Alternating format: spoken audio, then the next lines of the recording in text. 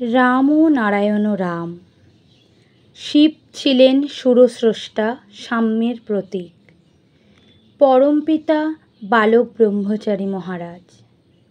সত্যম শিবম সুন্দরম।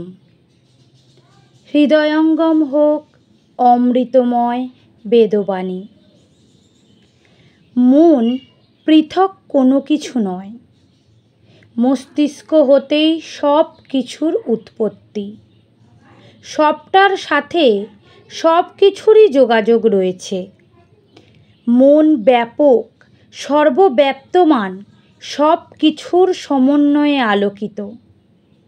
যেমন বাতিতে তেল ও সলতে রয়েছে, সলতেতে আগুন দেওয়া হলো, ঘর আলোকিত হয়ে গেল।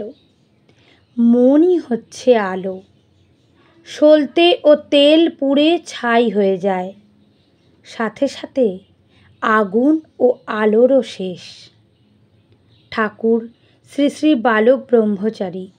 সূত্র মন্থন অভিনব দর্শন, পৃষ্ঠা 27। প্রচার কার্যে হুগলি জেলা স্বেচ্ছাসেবক সন্তান দল, সহযোগিতায় গুরু কৃপাহি কেবলম, হুগলি জেলা মৈত্রেয়ী মহল মহিলা কর্মী সংঘ, Thakur Balak Brahmachari educational and cultural society. Ram ও নারায়ণ রাম, রাম ও নারায়ণ রাম, রাম ও নারায়ণ রাম।